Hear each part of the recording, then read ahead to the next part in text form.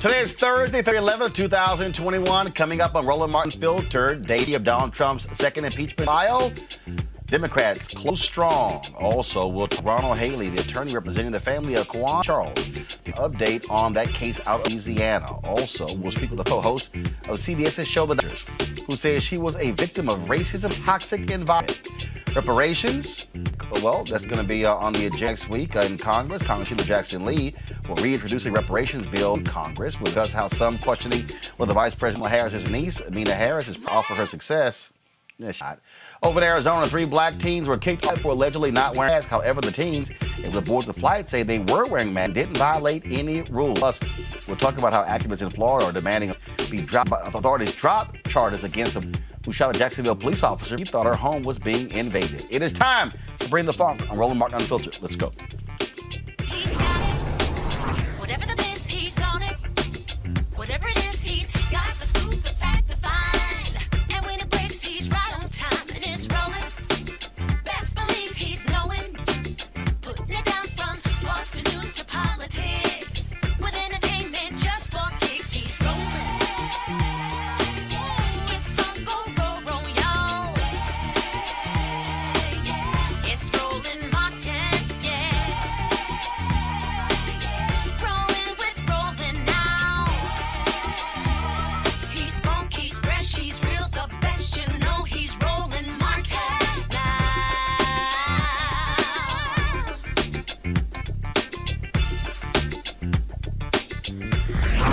Martin!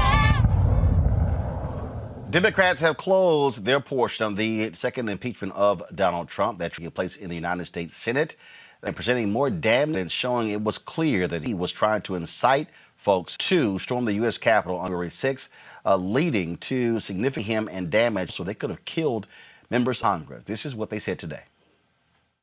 Let us pray. Almighty God, our shelter from the storms. Let's call Trump, yes! Dude, let's tell Trump what's up. Trump would be very upset.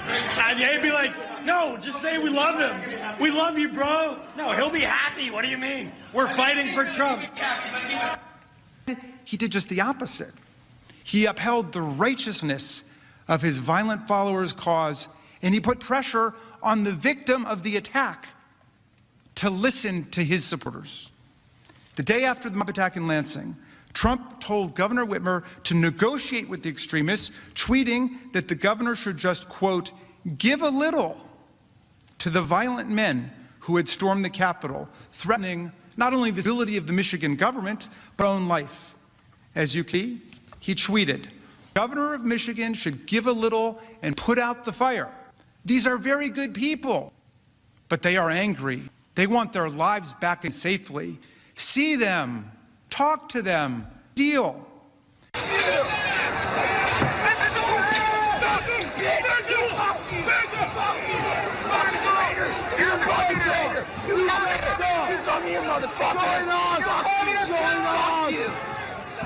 a fucking traitor to your country. Yeah. You're a fucking traitor. Fucking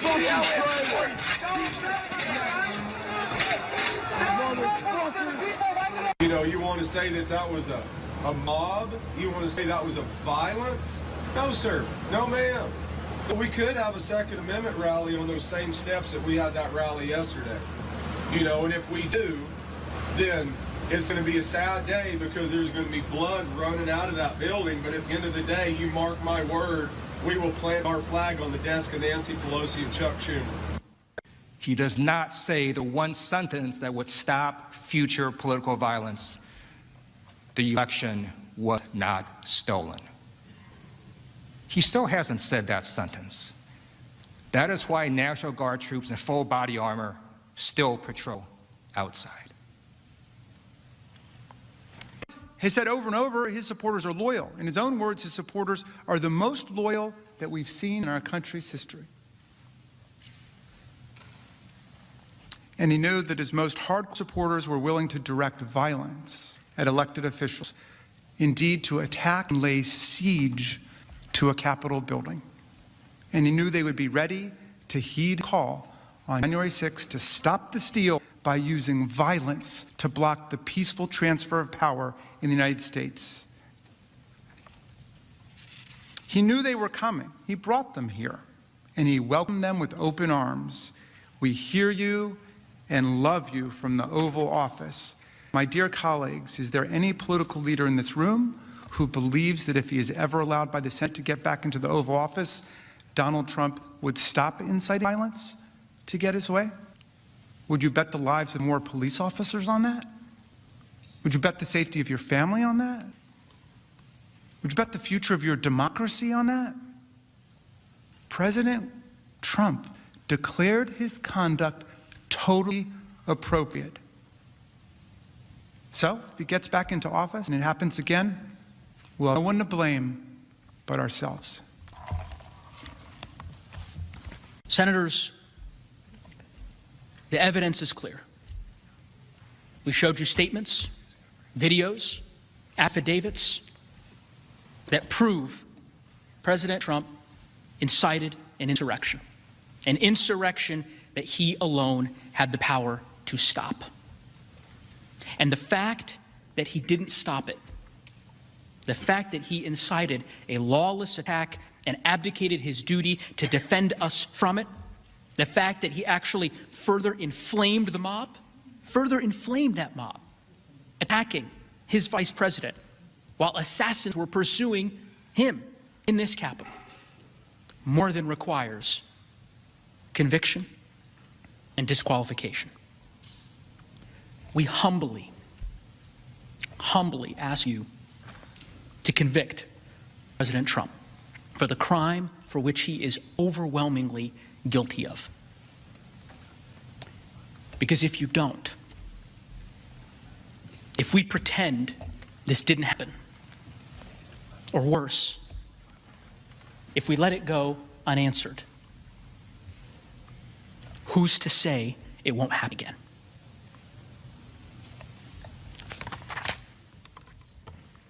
All right, folks, let's talk about this thing with our panel. Joining us right now, of course, is Reese Colbert, Black Women Views, Dr. Greg Carr, Chair of the Department of Afro-American Studies at Howard University, and Erica Savage Wilson, host of Savage Politics Podcast. All right, then, so let's just go right to it. Greg, you, of course, law school graduate, saw all of these legal gymnastics Donald Trump's team has been trying to perform. I thought if you compared the two impeachments, this obviously was a lot more focused, a lot tighter, very clear in telling the use of video, how they laid the case out. It doesn't make a difference because Republicans don't have the guts to oppose Donald Trump. But I do think what they have laid out is for every Republican who chooses to vote for Donald Trump and not to convict him, use this against them in their reelection. Absolutely, Roland. In fact, that's who they're arguing to.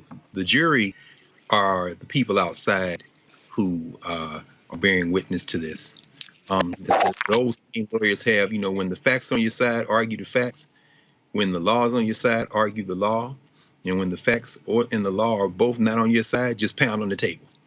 And that really reveals, I think, the limits of law in any society. Law is human-made. So you've got to look at the social context. And I was listening to Dick Durbin today. Even as Durbin, they were asking him, are you talking to people? Because apparently Joe Biden did what Joe Biden has to do, apparently. It's in his DNA. I don't know what Joe Biden was looking at, but he was saying, well, I was watching and I think maybe some of the people are listening and maybe he didn't see Lindsey Graham and Rand Paul get up and walk out of the building walk out of the room according to reporters, or Tom Cotton reading the paper and Chuck Grassley reading the paper and, Rick Scott in and out. But they asked Durbin, is anybody being persuaded? Durbin was like, yeah, no, we're not going to get 17. Mitch McConnell can count. So, Cassidy and them can peel off. But he did say something interesting. He said, a persuasive argument is not going to make a difference. We're not talking to them. They're not talking to us. Nobody's talking to anybody because the folks on the other side of the aisle are weighing their lives and their political careers. Dick Durbin said, not only are we all witnesses, we're deliberating in a crime scene. And we saw what Mike Lee did yesterday. This fool testified. Now, if there were any rules outside the rules of the Senate, you can't be a witness and be a juror. But that's the point. There are no rules. The United States Senate is the trier, which means we're going to see him acquitted. We're going to see him claim exoneration. We're going to see him then do everything he can. And I suspect there will be a lot of other actions, a lot of plan B's and C's come up. But we're going to see him try to rally that base. And we're going to see everybody who voted to let him go doing the political calculus of seeing how many of those white nationalist votes can hold on to while gaslighting the rest of us. So, yeah, the jury is not in the United States Senate. The jury is everybody outside of it. Here, as I look at this, Erica, is all of these state Republican parties. I mean, they are chastising any Republican who dares question Donald Trump. The Louisiana party is going after one of their own who chose to who voted saying, yes, it is constitutional to move forward. How dare you? Okay, I thought these were the strict constructionist people. I thought these were the people who were all about Constitution, who were all about the rule of law. They have sold their souls to the devil, and they're exposing who they are. And again, the 17 votes are not there. I dare say, if you live in these states, if Ron Johnson does not vote to convict, target his ass in Wisconsin in 2022. If Toomey, I think Toomey vote to convict. He's not running in 2022 in Pennsylvania. Right. Portman has already announced that he's not seeking re-election in Arizona. Barr is going to be seeking re-election in North Carolina. To me, they don't have to actually go along with it. I say anybody. Rick Scott, he's already saying basically this is a waste of time. Target his butt. Marco Rubio, target his butt. See, to me, Democrats, you lay out the case, and if they choose to let this man walk free after what he incited, they should target every single one to throw them out of office. Right, there definitely should be hell to pay because there were people that actually paid for this with their lives. The folks, 5 people passed away, and then just hear the stories, the recounts of those individual Metropolitan Police Department from Capitol Police that talked about how they were ultimately suffering from PTSD. And I'm paraphrasing it, this was not said directly, but that we've got people served in roles, Black people, roles in the Senate who have left their jobs. This has been traumatic for a multitude of people. We talked about on the platform last week how considering that there are people who will be retiring, who will be seeking re-election, as you just stated, that Democrats need to have an action plan of running against people because people put their lives on the line, largely Black and brown folks, to ensure that the White House, Congress was controlled by Democrats, essentially. So there has to be some level of communication back to those very same people who risked life and limb, some people who didn't even make it to see Biden-Harris as the president, did not live to see that there is still slight control of Congress by Democrats.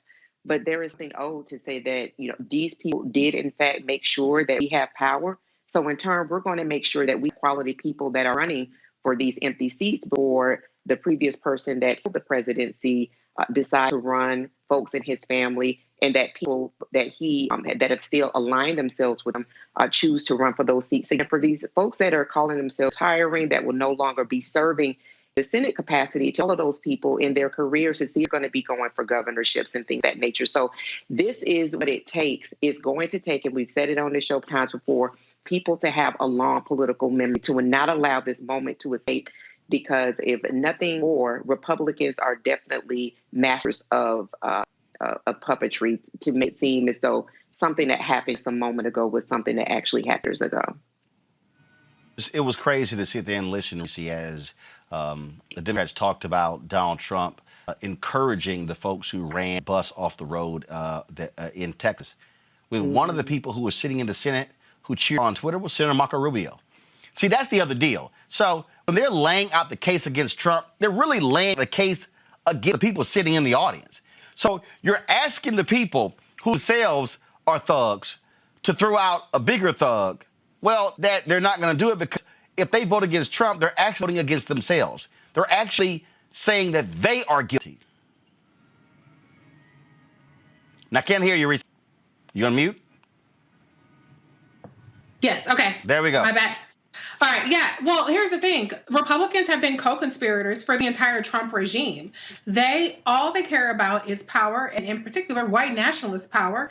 And so even though you would think self-preservation would kick in, because what happens when they vote to acquit is that they embolden their own people, right? Even more so the next time, so that they know that all they have to do is exercise violence in order to break the will of Republicans. That violence that they exercised clearly did not break the will of the Democrats, but it did break the will of the Republicans. You have the people, almost all of the same people, continue to object to the certification of the election, even after we saw the violence that happened at the Capitol. Republicans really don't give a damn about anything unless it affects them specifically. I mean, remember Steve Scalise was shot down, right? He survived.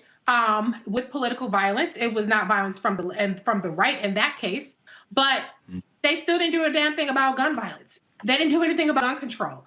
Violence does not do anything to bend them from the course of making sure that white nationalists stay in power. And so they've made the calculation that power is more important than their own safety, the safety of their families, the safety of their staff. And they've made the calculation that this is a way of life and a political reality that they're willing to deal with for God knows how long, because we've seen that the FBI, the Department of Justice, is not diligently and fiercely going after these conspirators, these perpetrators, the way they would going after a bunch of Black people who are selling weed. So, this is not going to change the trajectory for the Republican Party, but they're going to be ones who are going to pay the most when their base continues to do this kind of violence and shows up against them and bullies them.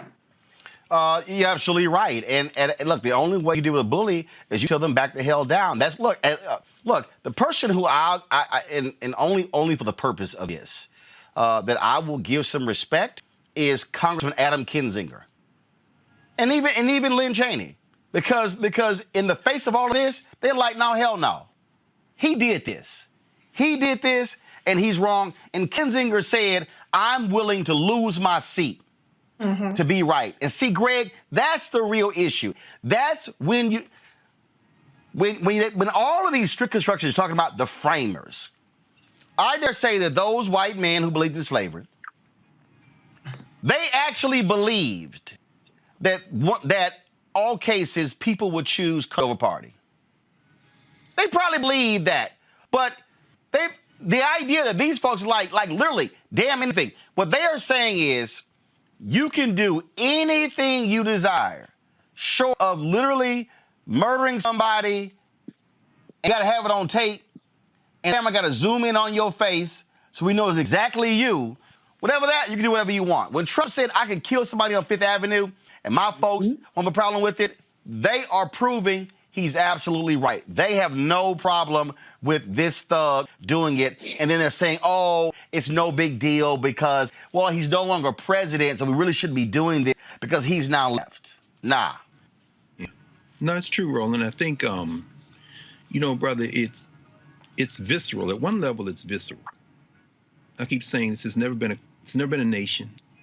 It's a lot of different people in it. It's a settler colony. And it's coming down to the point where it's unsustainable in its current form. But there are some things you can rely on. As the old song goes, everything must change, but then there's some things you can rely on. Yeah. One thing you can rely on in America is white nationalism. So the Republican Party, the white nationalist party, the party now of white nationalism, is focusing its great energy on voter suppression. This has been their strategy for the last couple of generations now, after they inherited it from the white nationalists who fled the Democratic Party and found a host, the virus of white nationalism in the Republican Party. So as we are focused on the Capitol this week, they are preparing to unleash a flurry of legislation in Georgia and other places to attack the vote. So they're playing that game. Now, here's plan B, which really isn't plan B at all. And here's part of their strategy, I think. They will exonerate Trump which, as we just heard Erica walk us through, and Reese, I couldn't agree with you. Both of y'all, we got to have long memories on this because they are playing this calculus. If they vote to acquit Trump, they can then be reelected. They will then hand off the responsibility of making sure Donald John Trump cannot run for anything off again to Letitia James, to Carl Racine. They're going to push this off on the quote unquote blue folk so that they can do two things. They can say that we're still with you, white nationalism, till the wheels come off. You see, those N-words and those black bees, they are the ones who persecuted your champion, Donald Trump. Yeah. And then you combine that with voter suppression. If you can get it close enough to steal in 24 and they can retake both sides and then perhaps triangulate and move 2026, we've seen this show before. The name of the show is the United States of America. And finally, on the founding fathers, I like to believe I would have had the courage to kill George Washington or James Madison, to kill Thomas Jefferson in his bed, in his sleep, perhaps poison him with ground up glass, or talk to some of the Igbo women at Montpelier and perhaps sneak something in the food of James Madison. I like to believe I would like to have been one of those people.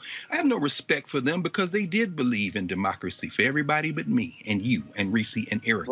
So therefore, you can go to hell. I know where I live. It's time for us to have the maturity to understand where we live so that we can then act in our own interests.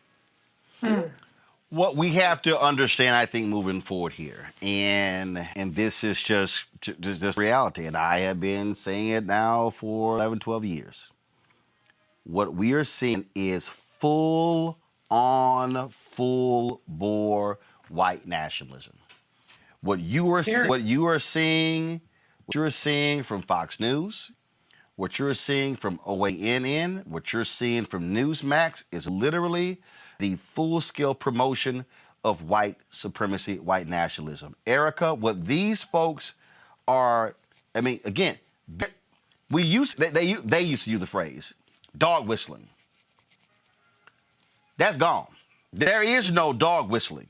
There is literally, say it just so everybody can hear it. They're not trying to hide it. They're not trying to dance around it. They are real clear. It is going to be a part of their entire strategy. That's their deal. They're saying, white people, we have got to stand next to each other and rally behind Donald Trump because he is the savior of white people. And then those black folks who are standing with them, those are the black folks who are the Stevens in Django. They're the ones, the brother in Mississippi who was the one who voted against black voting rights in 1890. They're the ones who sold black people out, who tried to turn in Harriet Tubman. That's who they are. Yeah, I said it. If you stand with Donald Trump and these yahoos, that's exactly who you are, Erica. And we just got to just call it like a TI is. Sure. What Dr. Carr said, I think that is something that people need to really take, hear, and listen to again and again and again, because the decision that has to be made is what's our response going to be? And what are we going to do? Because Dr. Carr just said the state legislatures are already active in ensuring that the anti-democracy efforts continue to go forward. And so be very clear, Jim Crow traveled. Baby, he did not reside and live in the South. He traveled all throughout these United States of America. So this is something that is happening to everyone. And so if we want to have any semblance of democracy as of today's date, there is going to have to be an active push for people to get engaged with their local and state government, because everything that we're seeing at the federal level, the genesis is with your local and state government and those legislatures. And so while they're only in session for about 4 months out of the year, paying attention to all bills that have been introduced within your specific state legislature, understanding what is happening with your city, municipality, those budgets, where resources are being shifted to, are definitely going to be key, because we are now in 2021. 2022 is already on us. And because folks do not stop campaigning, we cannot stop being just as active as our ancestors were to preservation of our very own life, because people have to make a choice. You're either going to be on the side of a Klansman, or you're going to be on the other side. And if you're going to be on the other side requires a level of fight, a level of consistency in engaging your local and state government, period. And this is what I mean by, again, folks, this open embrace of white nationalism. This is Tucker Carlson last night on Fox News.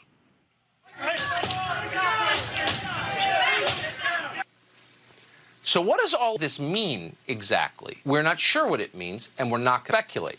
We do know for certain that the known facts of what happened on January 6th deviate in very important ways from the story they are now telling us, including the story they told us today in the impeachment hearings. And in many places, the known facts bear no resemblance to the story they're telling. They're just flat out lying. There's no question about that. The question is, why would they lie about this? For an answer, think back to last spring. Beginning on Memorial Day, BLM and their sponsors in corporate America completely changed this country. They changed this country more in 5 months than it had changed in the previous 50 years. How'd they do that? They used the sad death of a man called George Floyd to upend our society. Months later, we learned that the story they told us about George Floyd's death was an utter lie. There was no physical evidence that George Floyd was murdered by a cop. The autopsy showed that George Floyd almost certainly died of a drug overdose, fentanyl. But by that point, facts didn't matter. It was too late. Cities had been destroyed, along with the fabric of this country itself. Scores of people had been killed. Democratic partisans used a carefully concocted myth, a lie, to bum rush America into overturning the old order and handing them much more power. It worked flawlessly. So why wouldn't they do it again? So here's the deal, Reese, and I want people, so here's what I'm going to do, for everybody who's watching. I'm going to purposely play this again, but I want y'all to listen to key phrases. Overturn the previous order. So listen to phrases. So do this here. Do this, Henry, put this in the 2 box, play it as I watch it, and then we're going to, because I need everybody who's watching, I need y'all to understand that we're about to translate whiteness. We're about, for everybody who's watching right now, we're about to translate whiteness. So listen to this. And so I'm going to talk. I'll wait for him to say it. I might pause it, but just watch this.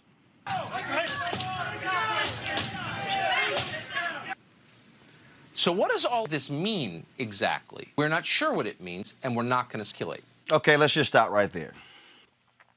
Don't know what this means. We don't know what this means. We're going to speculate. But you know what the video means. It means a bunch of white people went to the Capitol and tried to overturn the results of the election. But you don't want to speculate, which is what your network does. Watch this. We do know for certain that the known facts, what happened on January 6th, deviate in very important ways from the story they are now telling us, including the story they told us today in impeachment hearings. What exactly are those known facts deviate?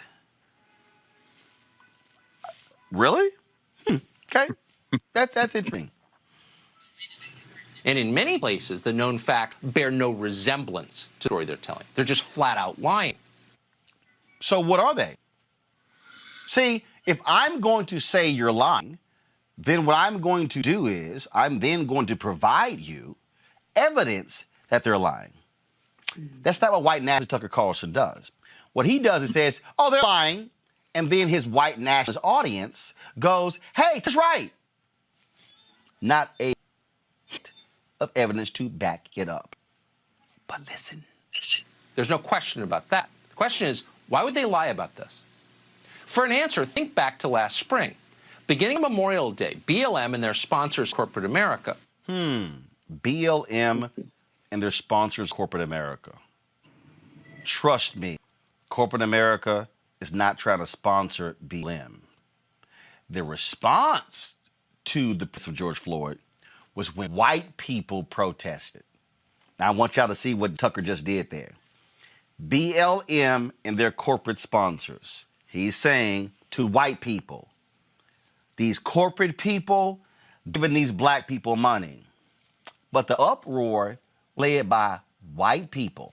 Now, I am not diminishing at all the activism of Black Lives Matter What I'm trying to explain to you is that the reason corporate America responded the way they did after George Floyd, not because black people were protesting and marching, because white people were. Completely changed this country. They changed this country more in 5 months than it had changed in the previous 50 years. Oh, let me just pause that one right there. Reese, I'll pull you in. What the hell's changed? He literally, oh my God, they changed more in 5 months than what was changed in 50 years. Really? Please, but go ahead. Where?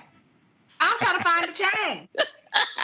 White people still run this shit. What y'all talking about? Did I miss the part where black people running the country? We don't even have a black woman in the U.S. Senate. The fuck are you talking about? Tucker Carlson? It's still the same. Yes, we have the Biden-Harris administration, but white people are still running shit. So what is you talking about? You making stuff up. Kyle Rittenhouse is on the loose. You had a judge today who refused to increase his bail, refused to require his address be reported to the district attorney, prosecuting him for killing 2 white people. What has changed? Right. Even the Democratic Party, let me say this one thing. They have a front runner for the U.S. Senate that hunted down a black man in his truck with a shotgun who was unarmed because he thought he heard some fire shots. Ain't shit changed in this country. Not yet. We looking for the change. We voted for the change. But ain't shit changed yet, Tucker Carlson. Especially not for your white ass. Now, watch this. How'd they do that? They used the sad death of a man called George Floyd to upend our society. Months later, we learned that the story they told us about George Floyd's death was an utter lie. There was no physical evidence that George Floyd was murdered by a cop. The autopsy showed that George Floyd almost certainly died of a drug overdose, fentanyl. But by that point, facts didn't matter.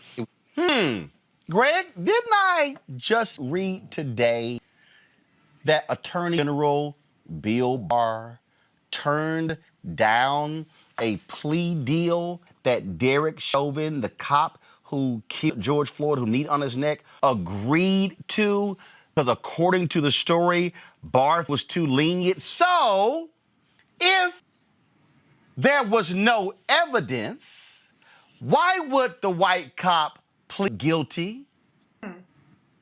Well, he's trying to take out the possibility that he'll be convicted. I don't expect that Derek Chauvin will be convicted. I would be surprised, mildly surprised, if he is convicted. But in terms of Tucker Carlson saying, and you're doing a beautiful job, man, as you say, you have the fact that you have to do it at all speaks to our lack of maturity in some ways, unfortunately. But there was a libel suit mounted against Fox and Tucker Carlson specifically last year, and it was dismissed by one of the district court judges in Southern District of New York, Mary Kay Viscaso, who was put on the bench by Donald Trump. Those of you keep arguing that elections don't matter. But do you know what she said? She agreed with Fox's defense lawyers, the lawyers for Tucker Carlson. They said that she said the general tenor of his show should inform a viewer that Carlson is, quote, not stating actual facts about topics he discusses, and instead is engaged in exaggeration and non-literal commentary. In other words, the Trump-appointed federal judge told the people suing Tucker Carlson, his defense is, you can't believe shit I say. Right. Right. So right. Understand. Right. That was their legal argument. That was literally their legal argument. Okay, now, again, I'm going to walk people through this here, because I need y'all to understand. With the fabric of this country itself, scores of people had been killed. Democratic partisans used a carefully concocted myth, a lie, to bum rush America into overturning the old order and handing them much more power. It worked flawlessly. So why wouldn't they do it again? Okay, all right. So, the reason I'm playing that, because what we're doing there, Erica, is walking people through the white playbook. See, the white nationalist playbook, y'all. We can lose it. I'm done with it. The reason the white nationalist playbook, y'all, The white nationalist playbook is that black man, he died because he was a drug addict. He had the drugs in his system. And y'all, ooh, watch it. The world order have changed the country, the fabric of who we are and what we've been, and it's all changing. See, y'all gotta understand that they're taking our country. Everything up to this point that we have run, we have controlled, we have dominated, they are taking what is ours. I keep telling people this scene from oh my God, the Matt film, The Good Shepherd, is critically important because it explains, y'all, I keep telling y'all this scene in 34 seconds is all you need to understand Tucker Carlson, Sean Hannity, Laura Ingraham, and the entire focus of Fox News.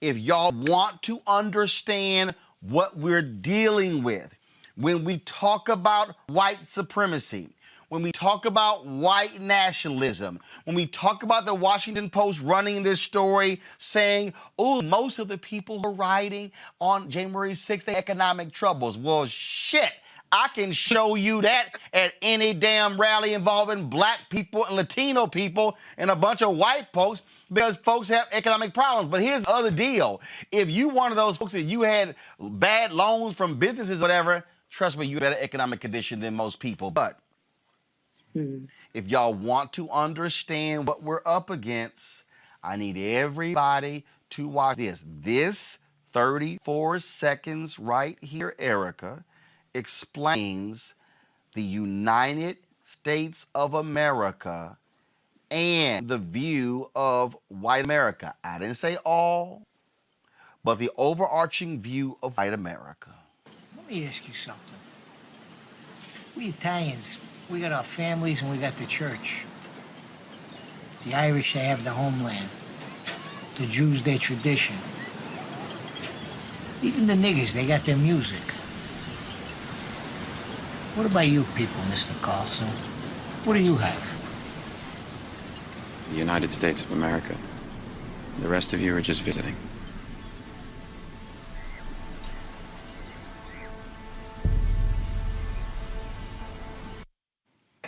Do you see the look of Joe Pesci right there?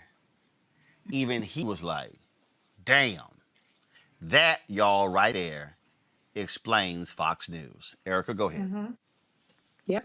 And after genocide, after enslavement, after being wet nurses, after being lynched with our children, future generations in our belly, after black men were lynched as well, after the continued atrocities that we face, that we did, in fact, build this country. Black folks built this country. My people, your people, Dr. Carr's people, Reese's people built this damn country. We are still very much treated as the footstool. And so, you know, honestly, you know, this is really a real place of, again, decision making. There's nothing about the old order, to use Tucker Carlson's language, that's going to change. That economy of language that's used to talk to those folks who are very much so, they're one with their whiteness. They walk in agreement with the son of Klansmen and everybody that supports them, no matter what their title is.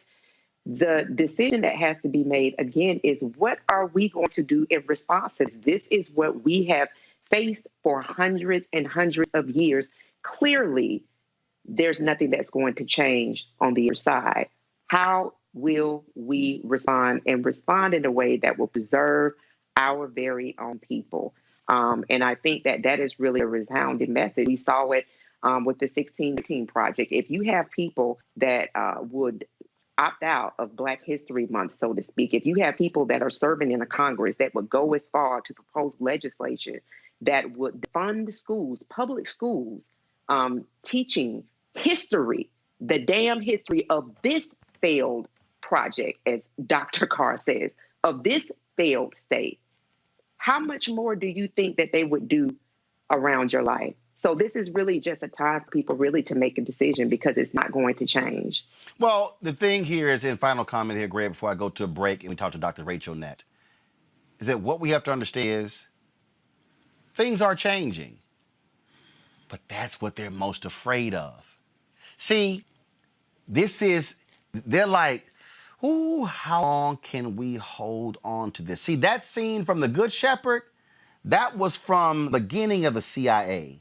That was when whiteness in America in the 20th century was at its apex. That's when whiteness in America, coming after World War II, then began to spread colonialism all across the country. That's when across the world. That's when we took over Iranian oil and overthrew Mossadegh, and which led, of course, that's why the reason the Middle East is what it is today is because of that action when the British did not want to do it. America said, yo, we got it. We good. We'll do it for y'all. See, Anglo-Iranian oil, y'all, today is called BP, British Petroleum.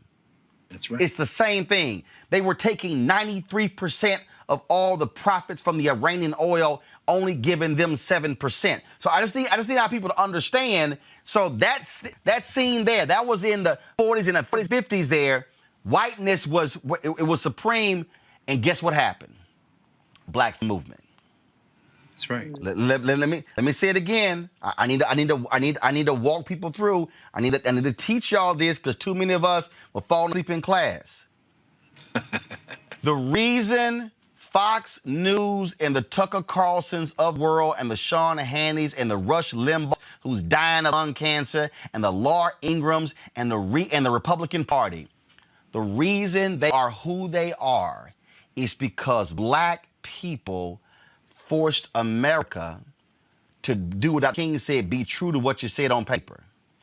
What they didn't realize is the same people who kept black people from reading didn't realize they also read their Constitution, Greg. And when we read their Constitution, we used their Constitution against them and threw their own words back in their face, and they were like, dang, these Negroes done started reading. And then that was a reason why they did not want us to read. And so this country has been in rebellion since 1968, after the death of King, because they were like, damn it, y'all had the audacity to actually think you were equal like us. And we said, that's what you said on paper. Be true to what you said on paper. And that's what the Mercers are rebelling, and that's why they funded Breitbart, and that's why they funded Parler. That's why they're funding these people here, because they said, damn. And that's why that's why they want to control the Supreme Court, because they are angry that the federal courts was a place that black people went for redress, and we got it, not everything, but we got it, and they were like, nah, we got to stop this. That is America. Greg, close us out before we go to break. Oh, yeah, very quickly, Roland. I agree with you. You know, it's hard for us, and this is probably the greatest mass ignorance in this country, is that we are trained from the beginning of formal schooling to think about this country in isolation. The narrative you just led us through is impossible to understand without understanding the rest of the world. The United States has not been a world power. The 20th century, they call it the American century, but it was really only about half of the American century. Yep. The United States became a global power after the Civil War, and as the old Europe began to go and turn its eyes away from its former colonies into Africa, into Asia, and then that moment didn't last but about half a century. In the 1920s, when you see the Garvey movement and you see black internationalism, the fear they have of Russia, which really is the fear of black people and others engaged in global solidarity, that's when you see domestic progress made, because what they're trying to do is use this country as a safety valve and keep it together, because the folks who are really benefiting in America, finance capital, the people who have the money and the resources, they have never used the flag as anything other than a holding place, a parking lot for their international capital. So you have to release some pressure. So you let these non-whites that you call non-whites, the Irish and Italians and others, you let them into whiteness. That's why Pesci and them, the Italians, yeah, but y'all became white because the domestic exchange was, you don't link up with the rest of these people and certainly don't look beyond these borders, and we'll give you a trade-off for it. Fast forward to after World War II. That is when the United States really became a global power, between World War I and World War II, as the old Europe collapsed, and then they win the nuclear race with Germany, this kind of thing. The CIA comes into existence in the late 40s. Part of their job is to suppress the global freedom movement, liberation struggle in the Caribbean, Latin America, Africa. And while they're doing that, Martin Luther King and Coretta Scott King go to Ghana in 1956, Kwame Nkrumah's inauguration. That scares the shit out of the Eisenhower administration. So when you see the Little Rock Nine, when you see, you know, Brown versus Board, those things are domestic attempts to court the black elites so that they don't continue to look outward. And then you see Roy Wilkins and them jump on Paul Robeson and Du Bois and them say, yo, you Negroes is out there with the Russians. No, fool, you being used. Finance capital needs the United States as its holding spot. Meanwhile, they want you to focus exclusively domestically. Fast forward to the 1960s. The thing is about to come apart. Because that black freedom movement that you mentioned, Ella Baker and them and these young people in SNCC, they're talking to the Africans, they're in the Caribbean, and this thing is scaring the shit out of these people. So you see some progress, the Civil Rights Act, the Voting Rights Act, the Fair Housing Act, Lyndon Johnson trying to address this thing perhaps, and that's why Tucker Carlson says 50 years. Because to domestic white, the only thing they have is their whiteness. They have no international links. They risked it all to come here, and this is the ground on which they will stand and die. They think the last 50 years has been hell as they fought a rearguard action. But let's end with this. Where we are today, baby, it's all coming apart, baby. You ain't having no babies nowhere. The United States, Europe, Latin America. And so what you see this. And that's why Tucker had on a Muslim sister to argue against bringing more African immigrants to Europe, when she admitted lying on her own paper to get to Europe as well. So they want to use black people because you're absolutely right. What's happening in Europe, they're not having babies in Germany. They're not having babies in Italy. They're not having babies in France. Well, guess where you're going to have people come from? Immigration. The same in America. They mad white folks ain't having babies. The annual death rate in 10 states is higher than the annual white birth rate. So the reason they against the Latinos coming in, they're like, damn, because hell, they come in, we losing whites. That's all 2043, which is why I keep trying to explain to folk, y'all can spend y'all time watching these other little shows. Come on. Who are driving their narrative. That's why you got to watch this show to understand there's a whole new narrative that you should be hearing from and learning about to educate you. Speaking of that, Rachel Ross, the former co-host of the CBS show The Doctors, has come out publicly and talk about her experience on the syndicated day talk show. She said it was hostile and it made Ellen like a walk in the park. She said that the whole culture is toxic. The executive producer constantly yells at people. She even cussed me out once. There was also always something about my hair. They were constantly making comments and harassing me about my hair. Now, according to reports, multiple people have complained to the show's executive producer, often shot down pictures involving African Americans and berated producers who wanted to book non-white experts. Not only this, folks, the overarching issues of the toxic workplace at CBS. Now, the EP says, I am devastated by these unfounded and shocking allegations. I stay by my character and know the truth. I have been a champion for talent and inclusive stories through my entire career. While it's impossible to prove that I did not do something, I can absolutely say these hurtful are not true. Rachel Ross says her contract was not written. She was iced out after she met with CBS about the alleged toxic environment. She's doing this right now. Doc, how you doing?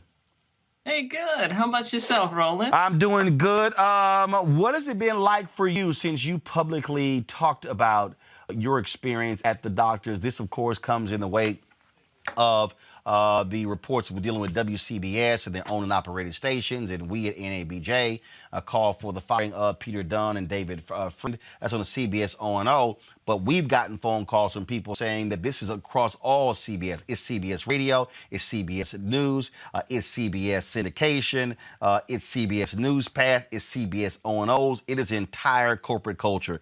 What has it been like for you since you talked about this publicly? Well, it's been interesting because when I went forward, the reporter called me and I gave my take on it. I recognized that this is something that all of us deal with, whether you work for a small business in your town, whether you're working for CBS, and I'm sure even you, Roland, have had situations like this where we're in these positions where there's somebody that's kind of harassing us, doing microaggressions, and really you kind of grin and bear it because you just have to be happy to be there. So for me personally, being able to talk about it has been like this huge weight lifted off of me because, we're Black folks, and part of this is embarrassing. It's embarrassing that you succumb to the abuses that you do when you go to these things. Everybody thought it was such a great thing for me to be on the show and was wondering what happened. So it was really kind of like this massive weight of bricks coming off of me to actually share some of the experiences, and the article just really touched on the surface of it. I mean, when we say it's toxic, I mean, it was beyond toxic. And, Dr. Ian is there now, and God bless him, because I can't imagine that things are any better for him either. One of the things you said it best, folks that get excited when they see us in these positions, not realizing what happens behind closed doors, not realizing the kind of comments that are made about us when we're in the room, but most importantly, when we're not in the room as well. And one of the things that we have said to George Chicks, who is the brother who's over now all of CBS, you've got to examine your entire culture. And if it's here and here, and then you hear it's here, then you hear it's here, this is not isolated.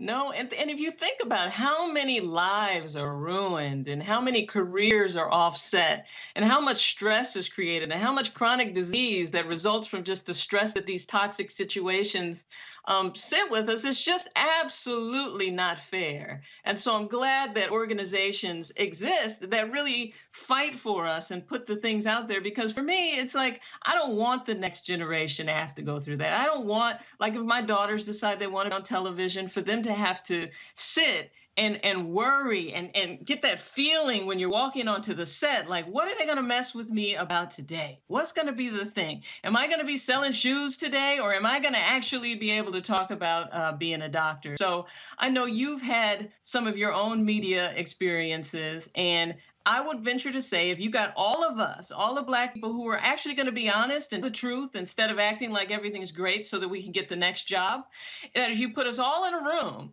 that each and every one of us could go through and highlight at least 10 things that have happened that have been ridiculously racist and that we've sat through and acted like it didn't even happen. So I love to have the opportunity to share on a platform like yourself. I'm very selective about who I'm doing any interviews with because, in this environment, you never know which direction they're coming from for you. So I appreciate the opportunity. The thing that also is sort of, it sort of pisses me off. This person, Dominique Johnson, puts on YouTube, get your own show, stop trying to be up these white folks' ass. First of all, Dominique, do you work at a Black-owned company? Where you work? See, I love the people who always are quick to say, get your own, which is also why I ask, see, here's a perfect example. See, this is why sometimes you should be real careful when you say something. So this person, Dominique Johnson, says, get your own show. So then I asked Dominic, well, are you a supporter of the Roland Martin Unfiltered fan club? He goes, no. Well, Dominic, you part of the damn problem. See, it's real easy to say, get your own show, but if folk like you don't fund us, well, who the hell you think gonna fund us? See, you just don't get your own show for the hell of it. Like, this stuff costs money, equipment, monitors, lights, cameras, connectivity, you name it. And so the reality is, I'm not going to use that argument, always get your own. No, I want us to be treated fairly, whether you have a show at the doctor's, whether I'm independent over here or elsewhere. But part of the problem is, it's a whole bunch of us who talk shit, who then don't turn around and don't support us. That's right. That's right. No, absolutely.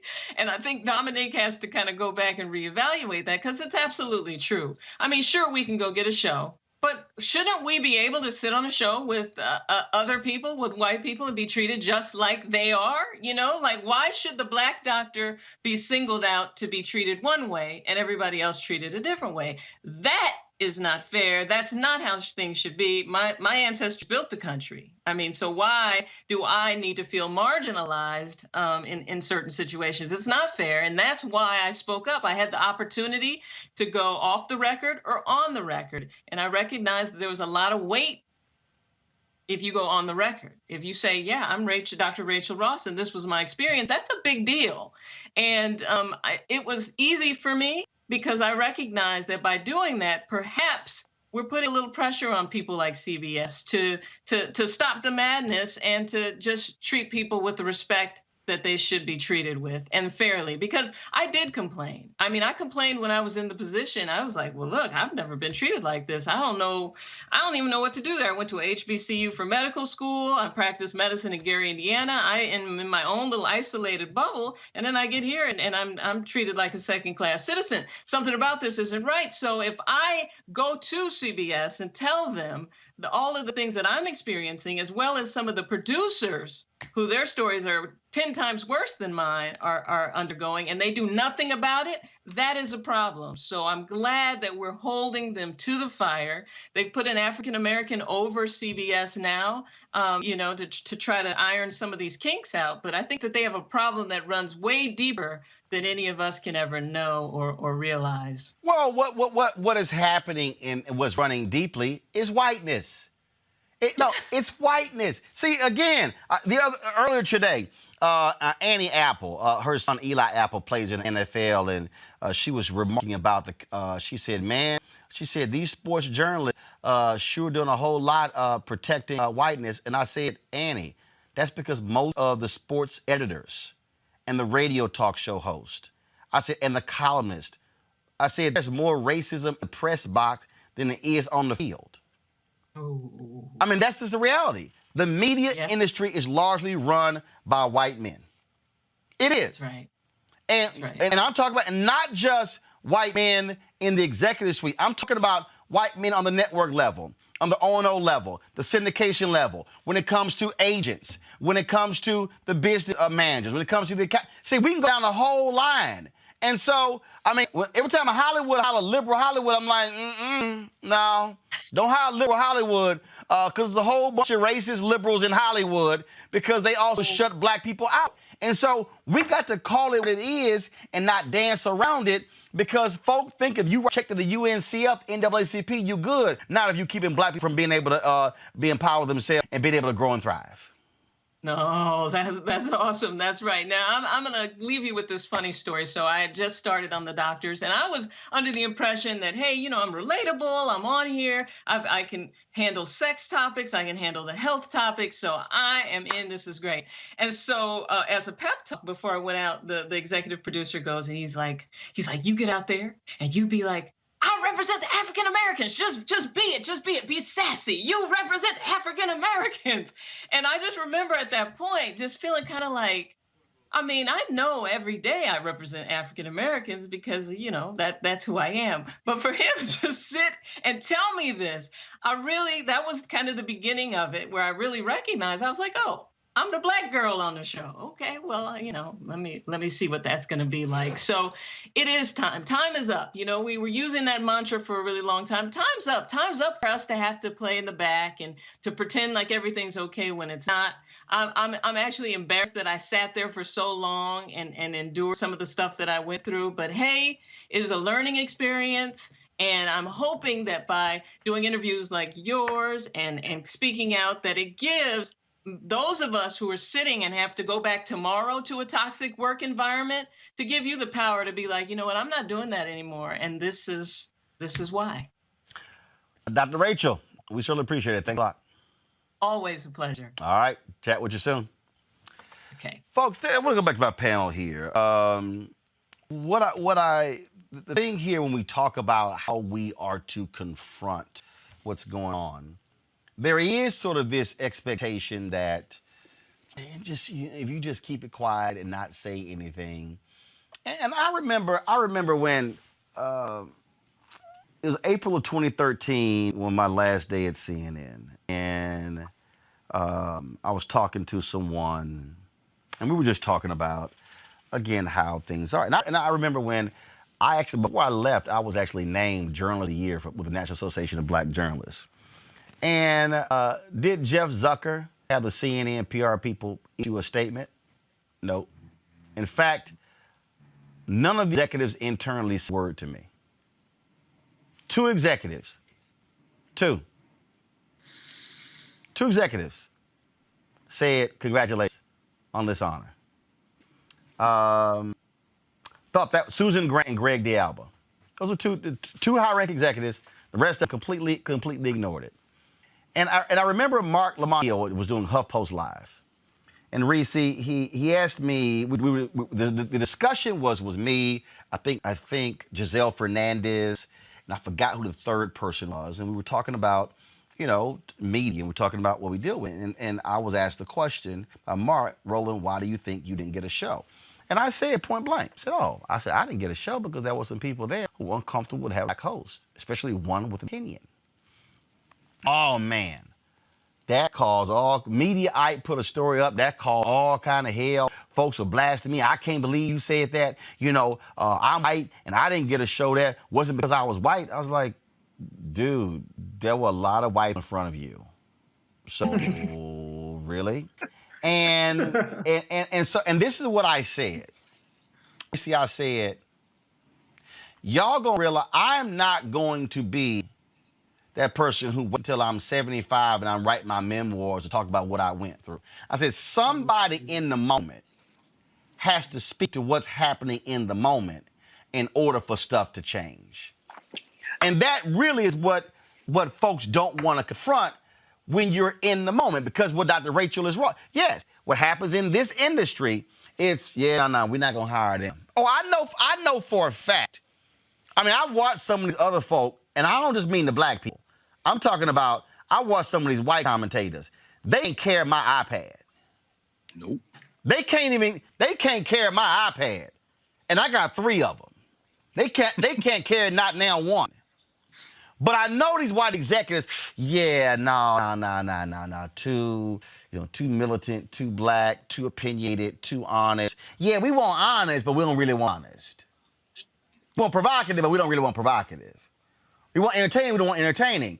So I know white execs have been blocking me from network opportunities because I'm not going to play that Negro be quiet game.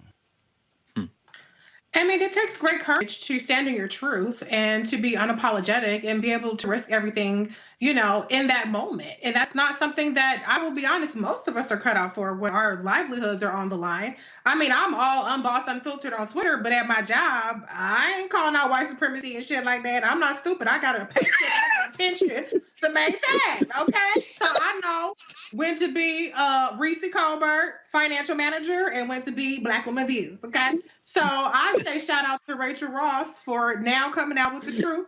And I do completely understand there is a level of we have to get along to go along to get along. We have to play the game. We have to play the politics. That transcends every industry. It's not just a media thing. It's a Black person in America thing. We all make calculations on a daily basis of what we're going to deal with to keep a roof over our head and put a food on our tables. And the bad part about it, the catch-22 is, I know at my job, I know in corporate America, if you go to HR, your ass getting fired. Okay, don't matter how right you are. So you have to find a way to navigate. You have to find a way to manage up, manage around, stay somewhat authentic as you could be, and keep a paycheck from a 9-to-5 job. And you find a way to make it work. That's just the reality that we deal with. But then when you come out, even if there isn't anything at stake for you in that moment, people say, well, you got what you deserve. Why didn't you say anything then? Or whatever the situation may be, you should have just been happy to have a job. So it's almost a lose-lose situation. And we all end up having to individually advocate for ourselves and cope with it. And in some cases, go through traumatic and damaging and unhealthy experiences. But what we could do as a collective is do a better job when the people who do put themselves on the line do speak out, where we wrap our arms around them and we say, what you did was effed up. We're going to hold you accountable as a collective. What you are doing, what the NABJ is doing, with CBS, what you've done time and time again with different networks and holding them accountable, that's how we make change, because we are stronger together and we can actually move the envelope forward if we do a little bit less shaming of the people and what they went through. And I'm not saying that's what you're doing, Roland. I'm just saying, right, if we do a little bit, that's what the person was doing that you were calling out. Well, just go make your own stuff. Yeah, okay. Who do you work for? Who signed your paychecks? And what Black stuff do you support? We do a little bit less shaming. We do a little bit of collective advocating for ourselves and saying this is unequivocally unacceptable. But too often, we're not even willing to do that. We're not even willing to do that. And that's why we keep fighting these same battles over and over again and trying to go in on the person who was on the receiving end instead of going up against the power structure. The thing here, how we move forward, Erica, is, and I agree with Reese, also realize for everybody who say they Martin Luther King, 95% of the line. Come on. The real truth is this here. We got a whole bunch of park lot militants in Black America. My. Sure. We got a whole bunch of people. Oh, they will talk some shit in the parking lot. Oh, they bold in the parking lot. But when you walk in that building, even if you change your tone, even if you, you speak up and then you like, your ass gonna say, no, you by yourself on that one. Just like I had a corporate exec tell me, Erica, she said to me, if I hear somebody say it's lonely at the top, she said, I blame your ass because you didn't bring nobody with you. Preach it. Hello.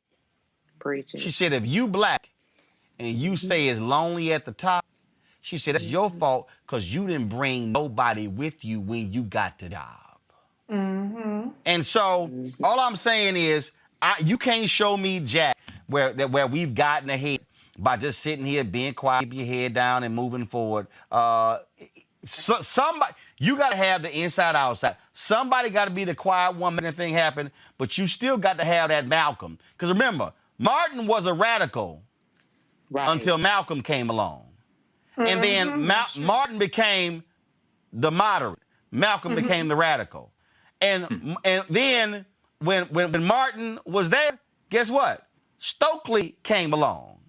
And it was like, oh, hell, that looked like damn. But when Martin spoke out against the Vietnam War, he went from moderate to outcast. I'm just saying. Yeah. Go right ahead. Absolutely. That's right. Yeah, you're right. And we have to think about these iconic figures that we're always talking about, the level of popularity that he had at the time of their passing. You know, we're all very, aware of Dr. King. His popularity was waning and deeply dismal at the time of his passing. So it is definitely not popular to be quote unquote radical, but it's not definitely that when we are the beneficiaries of that. And a part of this, I think, is really kind of fueled by the keyboard cowardice, not social media. So people are very much so able to share their opinions, what needs to be done, what has to be done. But when the unseen part of that, which is the actual work, that's when we pretty much see the parking lot empty. So again, kudos to Dr. Ross for her level of courage. And it takes all of us to be able to do that very thing in some small way on our particular positions. Even if we're not going to be as bold to leave or to call something out. If you do have a position that allows for you to be able to expand programming or expand something to bring in other people, then that's what you want to do. So people just have to find out what way that they can bring about change and operate in their lane at their job. And do that. And look, Greg, everybody's not going to do what I do, not going to do it the way I do it. But here's what I do know. Look, it ain't a doubt that the Black folks at CN who have been able to do what they have been doing in the last 7 years, if I didn't do what I did those 6 years there, those opportunities would not be there. I mean, that ain't me saying it. That's what other folks at CNN have said. They say, Ro, you made this stuff possible because you were not willing just to be quiet and accept it and take it and go along to get along. That's right, Roland. And with all due respect, I wouldn't refer to you or the generation that kicked in doors so that you could get the Max Robinsons and the Dorothy Gillums. I wouldn't refer to any of them, any of you, Mal Good, our frat brother. I wouldn't refer to any of you as trailblazers, because the question becomes, what is your objective? If your objective is employment, then sure, being the first to do this or the first to that, that's important. But when you said stand in your truth, that hit me right between the eyes. Just like when Dr. Ross said, I went to HBCU medical school, I practiced medicine in Gary. When you think about the fact that when you see a black person in white media, white commercial media, it's no different than seeing a black politician. You're not looking at someone who A, got there by themselves, or B, was let in because of a change in the structure that was anything other than a response to the rest of us.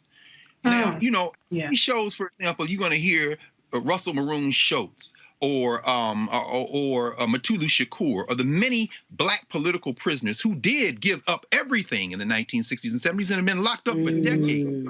Mumia Abu-Jamal, for that matter, Leonard Peltier. Let's talk about the Native Americans. I mean, these are for Assata Shakur, who couldn't even come see her family no more, is in Cuba somewhere. There are levels of commitment to the progress of the collective. Individual Negroes are not only unimpressive, they have been the single greatest beneficiary of mass movements throughout the history. Right. So when I see a Van Jones, when I see a Joy Reid, I'm not looking at someone who is there because of their own merits alone. I'm looking at somebody who's there because they have counted up the cost, these commercial interests, and they realize we can't keep running our cousins out here in front of these people every day. And so the choice those people have to make in those white spaces is, as Reese has said, a calculus. Is my objective to stay in this space? Because if it is, there's certain things I'm going to have to do. Right. It's very interesting. When you mentioned Stokely Carmichael, Kwame Ture, used to always say, as he changed his name again, a man who was basically put out of this country and had to basically travel even, but he said, when you take care of the people, if you sacrifice and struggle for the people will take care of you. Right. Martin King was able to do what he did because he came out of an independent black formation called the Black Church. Make no mistake about it. I was watching Jimmy Walker the other day talking about Good Times, and when John Amos, said, this Bethune, no, hell no, and the Godfather, because on television it's about the white Godfather, whether it be Norman Lear, whether it be Philip McGraw and his son, whether it be at that point John Amos got to go. And Jimmy Walker, I thought, gave a very excellent description of what you have to do to stay in those spaces. You got to basically see what the white market wants and meet that demand. And in this moment, with black people in the streets and more white people in the streets and people all over the world saying this system cannot be sustained, yeah, of course Eddie Gall can get a little bass in his voice. Of course Tiffany Cross and Joy Reid can schedule and then Hudson, because in their heart of hearts in that parking lot, that's what they want to say. But never mistake black faces in white spaces. Black people getting published by these white publishers who all of a sudden want to talk about black history like they saying something that isn't something Lerone Bennett was saying for decades.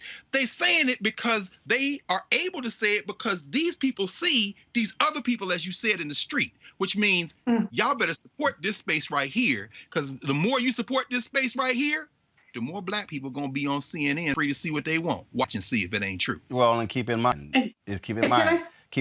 when you do see those people on CNN, MSNBC, many of them came to black spaces. And the reason why this is vital, y'all, the reason why this is vital is because of the next story we're about to cover.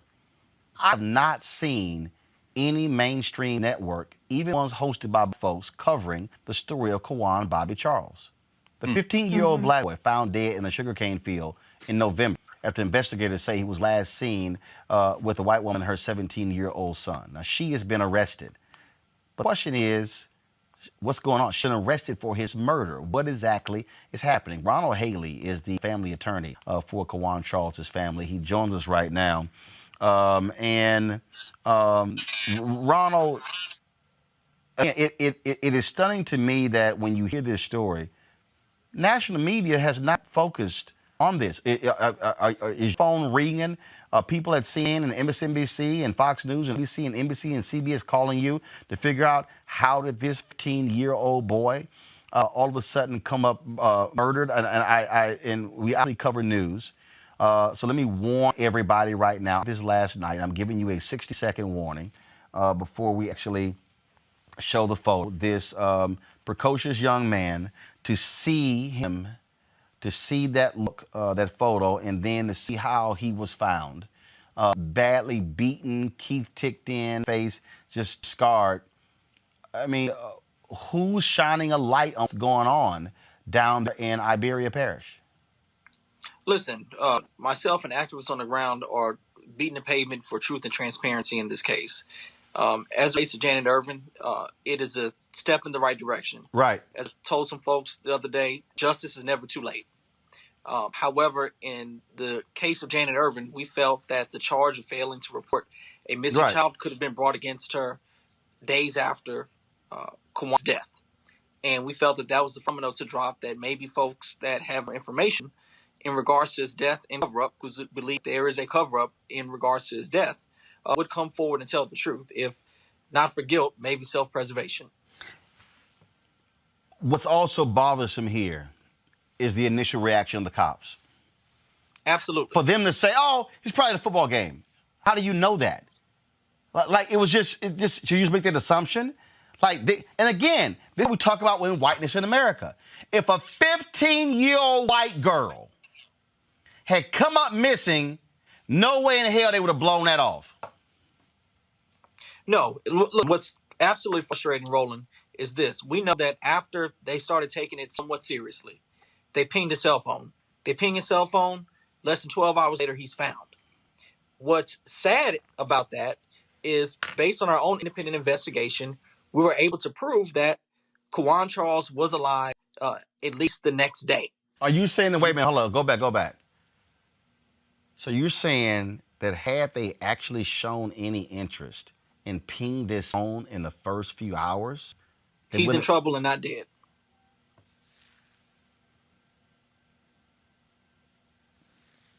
Wow. 12 hours later, they ping his phone, and they're able to find him in condition and face down in the sugar cane field. And what's more troubling, but any piece of information we get, we're trying to piece together a jigsaw puzzle here. The final autopsy report came out from Iberia, and it had some telling things in there. They still claim the cause of death is drowning. However, they cannot determine whether or not the cause of death was via suicide, via accident, or homicide. Well, I think you could look at that report and listen, we all took our ACTs, SATs, standardized tests. You know, they give us those paragraphs, and you're trying to find out maybe not the perfect answer, but the most logical answer. They said that the individuals that he was with claimed that he woke up in a fit and said he's going to kill himself. Well, that's pretty convenient. The folks that are being looked at for his murder want to pass it off as some type of suicide. Well, the coroner, in his own report, states that suicides by drowning are rare, but they happen. In Quawan's case, he's found in 1.5 feet of water. I would suggest that drowning in 1.5 feet of water isn't a rarity, it's an anomaly if it did happen. So you could cross that out. Then folks said, look, maybe he has some drugs, alcohol in the system. Well, according to the toxicology report, low levels of THC, low levels of alcohol, and some of that alcohol could be contributed to the decomposition of the body, because we know that as the body decomposes, sometimes it naturally produces ethanol. But those levels were low, which means by process of elimination, Roland, he wasn't too high, too drunk, slipped and fell into 1.5 feet of water and didn't know where he was at and drowned himself. Further, we know he had no underlying health conditions. This was not an aneurysm or heart attack. He did not have epilepsy, anything that could have rendered him incapacitated in that condition. So what does that leave us? It leaves a homicide. If a 15-year-old child ran away from your house and saying, you know what, I'm going to kill myself, I'm going crazy, and you don't call his mama, you don't call his daddy, you don't even call the police until 1.5 days later on your lunch break. Again, if we're taking an ACT, SAT, LEAP score, or any type of test that has multiple choice, what choice are you going to choose? So hold up. So this Irvin and her son, was there a relationship between Bobby and them? Did he know them? He did. He did. No. Yes. Were they classmates? Were they friends? They're friends from school. They're friends from school. But the mother had no idea they were coming by. No, the mother picked them up. No. I'm sorry. I'm sorry. So when Bobby was at home, was anyone else home? No. His dad made it home. There's some timing issues of whether his dad got home versus, but she, being the adult, picked him up without his father's permission from his father's house and took him to their residence. She picks him up. She doesn't communicate at all with the mother father. They had no idea picking them up. Absolutely no idea. They had no idea she was taking them to the house. Nope. So what story has she given to explain how Bobby went from their house to dead? First of all, where he was found, how far is that from their house? A hop, skip, and a jump. So did she or her son say Bobby left their home and ran off or something? That excuse they're giving. And so Bobby, let's say for the sake of the discussion, we accept that Bobby runs off. Did they run after Bobby? Or did they just let Bobby run out the house and went, all right, he gone? Allegedly, they went looking for him for a little while and then decided, you know what? I guess even though he's 30 minutes from his house. And at no point did Irvin or her son call the cops to say this 15-year-old boy who was at our house ran away. They just went to sleep. Oh, sure, they did. A day and a half later, Janet decided on a lunch break that it was kind of important to inform police at that time. Wait, a day and a half later? Wait a minute, hold up. So you mean tell me Bobby leaves, according to them, Bobby leaves, he's gone. The next day, her son or her don't call the house to check to see if Bobby got home safe. Nope. Then the day after that, they go, oh, I guess we ought to call the cops. You believe it. Okay. Who is leading the investigation? Is it the Iberia Sheriff's Department? Is it the state? Who's leading this investigation? The Sheriff's Department right now has the investigation. Do you trust them to run this investigation? Listen, there's a whole lot of stuff going on in policing within the state of Louisiana right now, and in regards to investigations of missing children, in regards of excessive force cases. I'm hopeful that they do the right thing. I'm hopeful that although this is late, in the next step or this step in the right direction will lead to dominoes that will ultimately give the family the peace they deserve. But I'm not going to hold my breath. And it's sad for me to say that. I wish to tell you something differently. I think you can look at how long it took to arrest Janet Irvin on, again, the very odd charge of failing to report a missing child. You don't need a toxicology report to get arrested for that. You don't need an independent autopsy or official autopsy to come back to arrest somebody for that. We know she didn't report him missing from the first week. Ronald Haley, we appreciate it. We certainly covering this story. Keep us updated on what happens next. Absolutely. Take care, Roland. I appreciate it. Thanks a lot. Guys, go to the break. We'll be back at Roland Martin in a moment. What still impacts and what creates change is when we mobilize. When we say we're not powerless, and if I get with you and you and you, and all of a sudden it's 10, then 20, then 100, then 500, then 2,000, then 5,000. All of a sudden you have mobilized people. That creates that voting power. And then when you throw somebody out, it catches their attention real quick. But not only just that, they have to know what it is that they're standing for. Because if you have friends that talks politics, then of course we're having a decent conversation and I'm being educated at the same time. But if my group of people are not talking about that, then I still don't know. So I can unite with you, And then I'm making sure that you have the voice, but what if you don't have the courage to speak? So you're still getting a group of people together that don't know how to do nothing. Hi, I'm Teresa Griffin. Hi, my name is LaToya Luckett, and you're watching Roland Martin Unfiltered.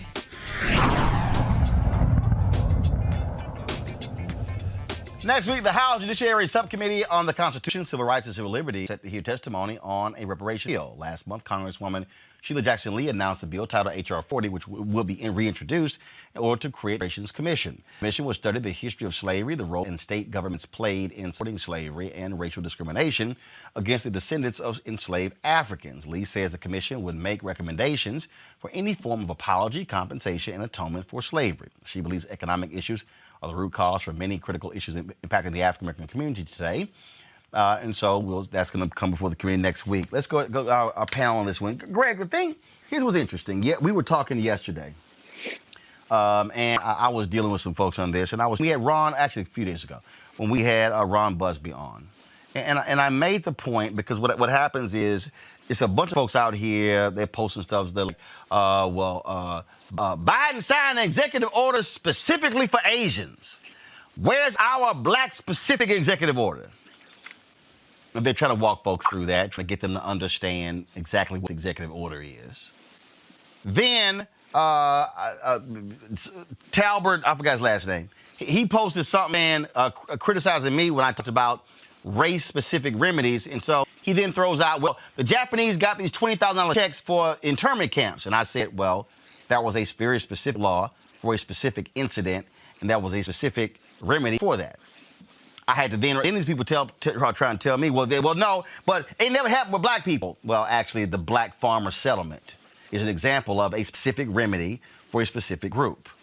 One of the things that I was talking to a lawyer who supports reparations, he says that he believes a stronger argument for African Americans is to use the Jim Crow laws of redlining in federal housing policy, because there are African Americans who are still living who were impacted by that. And that's actually in terms of you're making an argument to create legal redress, as opposed to the argument of slavery coming forward. Your thoughts? I think we have to start with having a basic understanding of the long struggle for reparations in this country. It begins, ironically, with the theft of Africans to this country. The case of the Amistad being one of the, most prominent cases, but certainly not the only one. When Dred and Harriet Scott sued for their freedom, there's a reparations element in the legal argument they're making. And during the Civil War in Davis Bend, Mississippi, in the Sea Islands of South Carolina, which is where we get the concept of 40 acres and a mule, field orders 15 in both of those states, there was the attempt by some of the military to take the land that was confiscated from the traders to the federal government and give it to the formerly enslaved as a form of reparations, and thereby create an invested class of new citizens in the South. That was the moment the United States lost the possibility to be anything other than what it is now, which is a deteriorating, failing state. The concept of reparations and legal arguments for it go back right after the Civil War to Callie House and the ex-slave mutual pension relief fund, where you had those who said, I was enslaved and I need reparations. Those who are arguing that there's a legal strategy and that it should depend on those who incurred harm are either not aware of the fact that those arguments have been made and dismissed over the years, or they are arguing in bad faith or ignorance. They just don't know. I'm saying all that to say this as a prelude. The question of reparations, and by the way, the shift in H.R. 40 from the years that Congressman Conyers introduced it every session, except the session when Barack Obama was president and they had both houses. And, as far as folks who say, this is why you don't make politicians your friends. They may look like you. You may have pride in them. But please understand, politicians do whatever the hell is in their best interest. The change in H.R. 40 now with Sheila Jackson Lee and the one that Congressman Conyers introduced year after year is that it's going to make recommendations. That's the major change. And as someone who has been a member of the National Coalition of Blacks for Reparations in America now for over 20 years, my dear friends Mashariki and Kamal Jawanza in Indianapolis, Mashariki is the female co-chair. The male co-chair, Cam Howard, will be testifying next week, a week from I guess today. Understand that this reparations argument is one that is political, it's cultural, and it will be won or lost, not in a courtroom or one specific courtroom or one piece of policy. It will be won as this country concedes to try to remain a country. And this is why I'm trying to, and let me be a little bit more specific about this. It's a very important book by Catherine Franke, who's a professor in the law school at Columbia. It's called Repair. She's a white woman, and she says, the missed opportunity to redistribute wealth in this country, which really is not organized around cash money, but property. See, that's why the thing that happened in the wake of the Civil War is so important. If they had transferred that property instead of giving it back to the plantation owners, you know, they went so far, the federal government, to track down the descendants of those who own those plantations and compensate them for the land that had been redistributed. If they had done that, we wouldn't be faced with this now. What Franke says is, and this is why the reparations bill is so important, because it's just a bill to study and make recommendations. What if you had a heavy investment in community land trusts, community ownership, in other words, a shifting of fundamental nature of the economy of this country to deal specifically as a remedy in terms of race? What if there were a generational tax imposed on those who, by virtue of the fact that they are white, inherited a status? See, this is where we don't get into this ADOS foolishness. Everybody slow down, okay? Because it isn't just about who was enslaved. It's about now what attaches to blackness as a consequence of enslavement. So I don't care where you come from in the world. Greg, of America, blackness attaches to you as a form of stigma. Greg, the ADOS and the foundational black people going to be upset with you. All of you. I want all of the smoke. Because it's baby smoke, number one. And number two, I'm a descendant of those who was enslaved. And number three, bring your best in fact, bring them all. In the words of William Rakim Griffith, I take 7 MCs, put them in a line, and then find 7 more brothers who think they can rhyme. Then find 7 more before I go for mine. And that's 21 MCs. 8 up. At the same time. So the point is that, because when you see this, you understand is, there's no argument against reparations except you don't want your country to continue. And so the bottom line, Franke says, is, she says, I'm a white woman. My people came here from somewhere else. But when I came here, I inherited whiteness. And so as a consequence, my family was able to make some wealth. In the wealth transfer, I'm open to perhaps a 5% tax on people above a certain inheritance, and that money then go to community land trusts, health care, these kind of things, which are then targeted to these communities that have suffered generationally as a consequence. And I'm saying that that's not just reparations for black people, that's giving your little ass country a chance to survive, because if you don't remedy this, it's over, baby. It's not going to last another century, because we're going to take it. We're going to take it. And we're not going to take it from Washington, D.C. We're going to take it from Atlanta and Detroit. We're going to take it from Mississippi and Birmingham. We're going to take it from Nashville and Memphis. We're going to take it, in other words, for all those places that very shortly will be majority non-white. And there'll never be another Coach Tuberville reduced to being introduced to the United States Senate, because Alabama's going another way. And it ain't red and it ain't blue. It's black. Wait for it. Somebody just sent me a text and they said, please tell Greg I will break him off a piece for that. Put some content up on your channel. It's going to be some embarrassment. That's all I'm saying. All I'm saying. And don't forget, Erica, my boy is with me right here. Oop. Don't do it. Your boy. Erica. You know it. I'm just saying. I'm saying, since folks want to break Greg off a piece, I just want to go ahead and just cite that there. Bottom line here is that the thing here, Erica. Yeah. The thing here, Erica, is interesting because Greg called out the ADOS FBA people. And I love it when they try to come at me, because they like, because you said reparation was a pipe dream a few years ago. I was like, yeah, because I don't trust white America. I said, I don't. I said, I don't trust. I said, show me 218 votes in the House. Show me 60 in the Senate. I said, I don't. If I didn't trust, I wasn't even here. If these folks did not get reparations, 40 acres and a mule back then, and going through now, look, we sure know how they feel right now. So this is what I said. I said, I can make an argument for reparations. I said, I can walk through the text. I can break it all down, give it all. I said, I'm talking about what the end result is. I don't trust they are going to do it.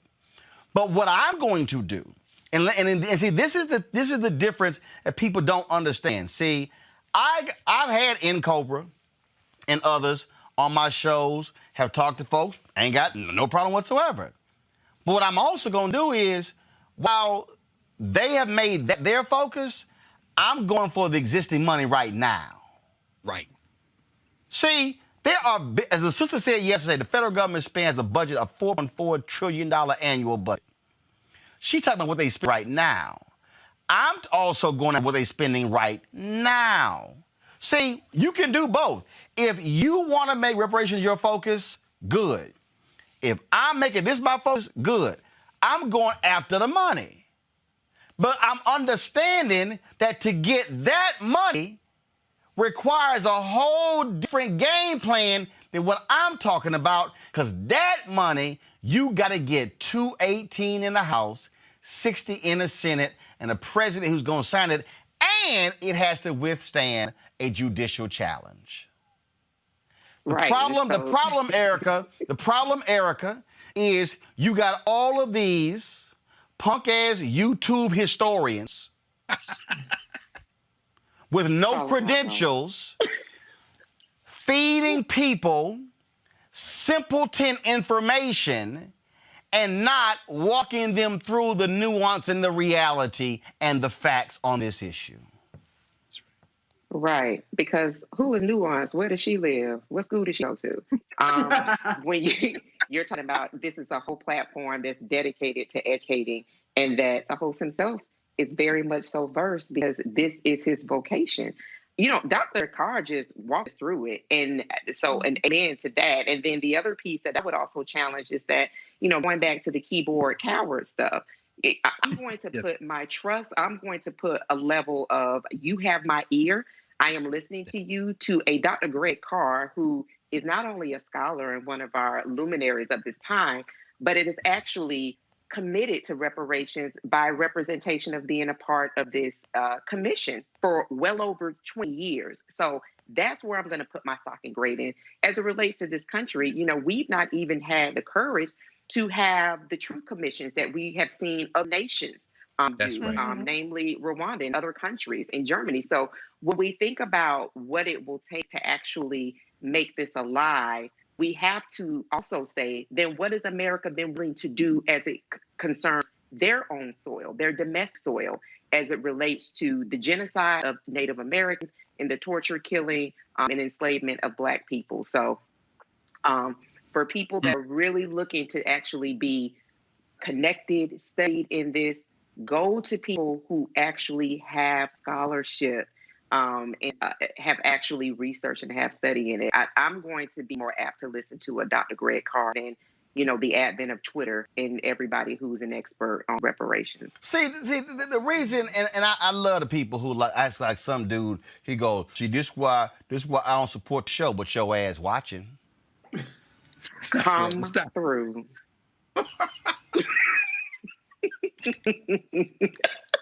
We're hot tonight, man. Yeah, every week. But you watching. So really what you doing is you loading. Oh. Come on. Hello.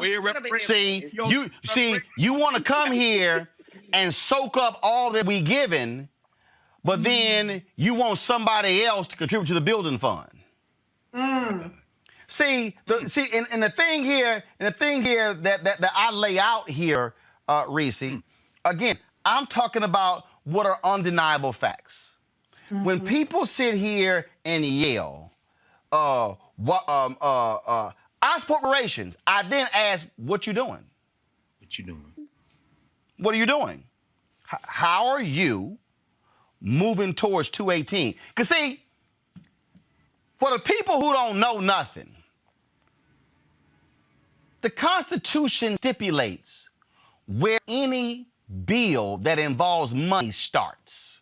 Mm-hmm. Do your YouTube historians know that? Come on. The Constitution stipulates any bill that deals with money starts in the House. That's right. It's so you can't even see when y'all were yelling, Senator Kamala Harris, what's that? You can't get to the Senate until you deal with the House. That's right. Which means you got to get 218 in the House. So if you are doing nothing to get to 218, all you doing is running your mouth. That's right. Hello. Reese, the folk who hollering, where Biden on this? Biden is third in the process. Right. There's the House. There's the Senate. If it passes the House, passes the Senate, it goes to the White House. Right. So if you ain't focused on the 218, then what you doing? All you doing is running your mouth. Reese, go ahead. That's right. And here's the ironic part. I mean, in the last session of Congress, the HR 40 Commission had the most number of co-sponsors that had ever been on that bill. It was 173 co-sponsors. And what did certain groups do? People like Ice Cube, they attacked the supporters of HR 40 Commission. They attacked Sheila Jackson Lee over it. I did a search to see how often are these folks that are so pro reparations saying any of this stuff about tangibles, Black agenda vote, we want reparations. How often are they actually approaching Mitch McConnell or Kevin McCarthy about this? I didn't find hardly any mentions of it. And so if you want something to happen, instead of attacking, which is a commission. By the way, when that commission passed in California, these same people were celebrating Ice Cube, and Ice Cube got us reparations commissions in California. But then at the federal level, and I compared the legislative text, there's hardly any difference. But all of a sudden, when it comes to the federal level, when it comes to attacking the conscience of the Congress, which is the Congressional Black Caucus, which has been behind this for decades, now all of a sudden it's not good enough. Now all of a sudden they're selling out the Black community. Now all of a sudden all the smoke is for the people who signed on instead of getting to 218 like you said, Roland. So it doesn't make any sense, the approach in which is to attack the co-sponsors, to attack Congresswoman Sheila Jackson Lee, which, by the way, they said wasn't an American descendant of slaves, so she shouldn't have been introducing the reparations bill, which makes no sense. Why are you attacking her? She's the sponsor of it.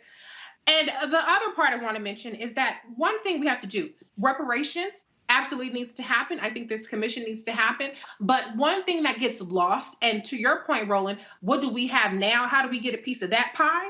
Is the repair part. And Dr. Carr really laid out so many examples of repair. The way that we repair is through things like home ownership. And I remember during the primaries when Senator Kamala Harris put forth $100 billion home ownership gap plan. Now, as a lot of people don't understand, you cannot have race-specific quotas in the federal government. You just cannot do that. There are very limited circumstances in which that's allowed. So what VP Kamala Harris suggested back then was, let's tailor it.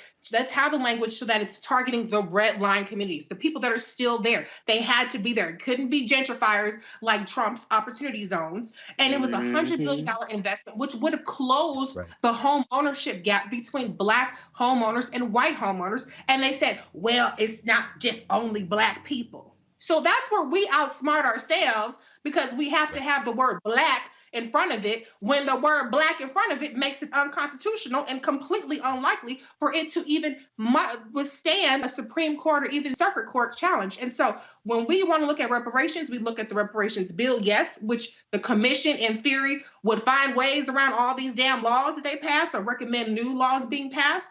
But let's also focus on the repair part of what needs to happen in our society and embrace that, and say and recognize where we're disproportionately targeted in a negative way and how we can also disproportionately benefit. And when somebody is trying to put forth solutions that will disproportionately impact our community in a positive way, Let's get behind that instead of saying it's not black enough or it's only for black people. We still win at getting a piece of the pie. But here's the other deal. What gets me is the folk who doing all the yelling about what we ain't getting from Biden, them punk asses said don't vote. That's true. You can't look for logic, bro. I mean, Greg, I got these ignorant fools trying to come at me. You ain't doing nothing but supporting Biden and you supporting Hillary. Well, what your ass get with Trump? I mean, see this, I'm just going, and the reason I purposely don't mention these ignorant fools, because one, they do videos featuring what I say because they can't bring an audience. Hello. See, when you can't bring your own audience, you got to bring my name up because you know I got more followers than you do. So when you bring up my name, it goes into the algorithm and then it get. See, I know y'all game. See, so it don't really benefit me to bring your individual names up because you don't bring any following. Right. So that's like, you know, me inviting you to the cookout, knowing full well your ass can cook. So the thing here is this. They're lying to people. What they're doing, Greg, is they are grifters who are operating on the emotions of black people, Yes. but they're not providing them critical information that can walk them through how to make these things happen. So if the person who is talking to you about what we need to get from members of Congress and Biden on reparations, but they were the same fools telling you not to vote, why in the hell are you listening to them? Two, if those people out there running their mouths, if they cannot properly explain to you how bills are formulated, where they start, how they go through the process, and how you achieve the results, then all they doing is pumping y'all full of hot air, getting you all excited, and boo, all you doing is having, let me go ahead and say it, you're having nothing more than YouTube rhetorical masturbation session. I knew you was gonna put that fire on them, bro. I mean, and we're about, and rightfully so. We're having some fun with this. We're laughing because it's a family conversation. That's another reason this is so important. But what you're really underscoring, what we're all underscoring, I think, in fact, I know, is the importance of us having to be organized and to have all these opinions so that we can see how everything works together. None of us have the answer. I know I don't have the answer, but you know, Reese, when you describe the possibility of transfer for home ownership, that's a piece of it. And when you also talk about the fact, you know, people are saying, you know, y'all didn't support, and the emotional piece, Erica, that you raised is critical to this. There is an intangible thing. It's kind of the third ray of the reparations struggle that is difficult to articulate because there is a wounding. The last 500 years, we have been wounded. And some of us have been wounded so deeply that we look to these people, or to the people who now identify with whiteness, to evoke James Baldwin, for relief, as if they owe us. But see, this is the problem. This isn't a mathematical equation. Countries are not based on justice. They're not based on morals. That's a mistake people make when Cory Booker or Joe Biden said, we're better than this. No, we're not. There's no we and there's no better. There's just power. There's what you can take, as A. Philip Randolph said. You always quote but when you start talking about truth and reconciliation, there hasn't been a Truth and Reconciliation Commission involving African people anywhere, including Africa. The one in South Africa even failed. Ask them. Them damn police that killed Steve Biko didn't ever come completely clean. That's one reason why people in South Africa are like, look, we're going to be cool until Madiba goes. When Mandela dies, we get in our lane. So at some point, there has to be a reckoning. You understand? And I'm not talking about, you know, and I respect, with all due respect to Equal Justice Initiative and the thing they've done in Alabama, you know, we need to memorialize our people. We need to recognize that pain. But with all due respect, you know, I don't want to see any more memorials where we just getting our ass whipped. I'd like to see Have you had the courage to put one memorial to the white people you killed to get your freedom? I mean, I want to see some statues of some, people with their heads cut off. So maybe Stono or Pointe Coupé or Nat Turner, some of that, or them people where Harriet Tubman showed them on the Combahee River in South Carolina where to burn the plantation and get my people out here, liberate 700 people in one damn swoop. Can we get some minds to that? But let me not get off track, because Roland, what you articulated is very important, brother.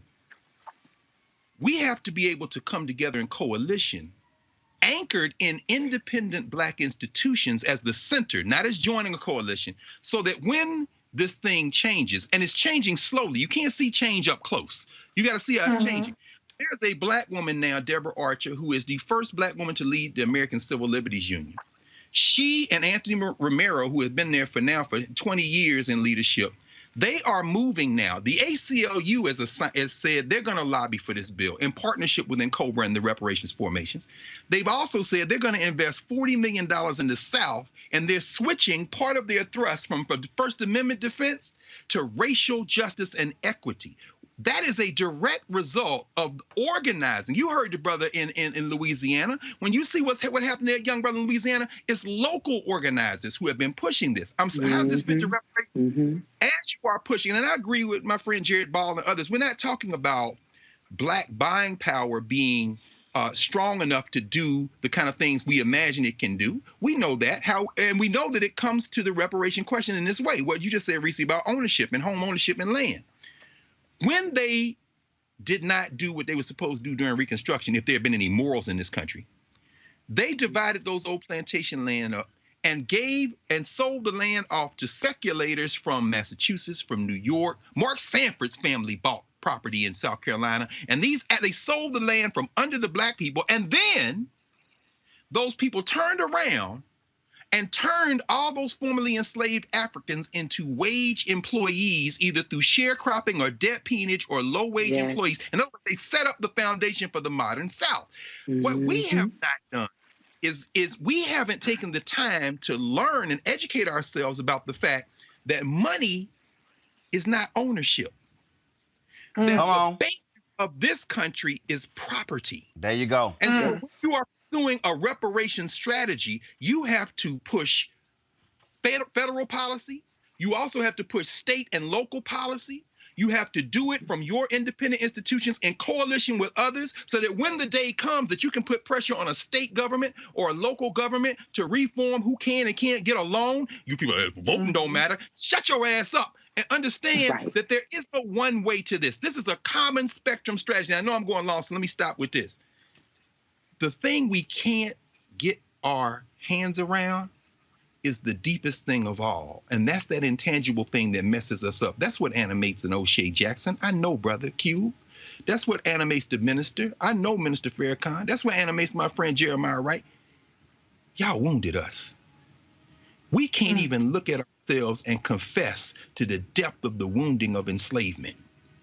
Jesus. That's why we get mad at each other before we get mad at white people, because we don't expect shit from white people. We see in the eyes of each other that ass whipping, that rape, that goddamn murder, that foot cut off, that shit right there. Yeah. I don't know how we grapple with that, because that's the thing that's driving us to get at each other's throats. It's not hatred of the person, it's deep shame, hatred, self-hatred, and we got to root that out. And part of it, I'm afraid, is going to be we're going to have to drop this worship of white people. It don't. No, I ain't talking about calling white people names. I ain't talking about arguing with white people. I'm talking about the thing in you that makes you look, as Malcolm X said, who taught you to hate yourself? You got to master go. You got to stop worshiping them. Give up their Grammys, give up their funded NAACP awards, give up their book awards, give up their New York Times bestseller lists. Get up. They're arguing with them about anti-racism. Get off the "we're black, I am a man, Black Lives Matter." God damn it, get up off it. Love yourself. And let's get something out of this. Which is why what I keep trying to tell y'all, if there are people out there and their agenda is reparations, good. Lead. Organize. Mobilize. Have a plan. Make it happen. I've articulated what I'm working on. I know what I'm doing when it comes to driving the federal government, when it comes to Black media spending. when it comes to Pentagon contracts and HHS contracts and commerce contracts. I had somebody say, well, Roland, you'll pull these contracts, not going to help to under the bridge. Dumbass, who you think going to hire them? That's right. Who do you think? Who do you think? I keep telling y'all, prior to COVID, there are 2.6 million black-owned businesses. 2.5 million only had one employee. So of those 100,000 black-owned businesses, who do you think they hire? Folks who look largely like them. See, that's what happens when you run your mouth, and that's all you doing. You don't write no checks. What you do is you go to a payday lender because you don't hire anybody. And see, I see y'all comments, well, you need to have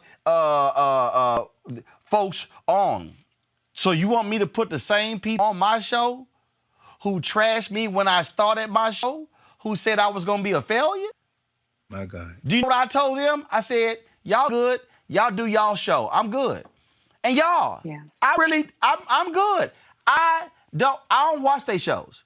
If y'all want to watch any of them shows, knock yourselves out. If y'all want to watch their videos, knock yourselves out.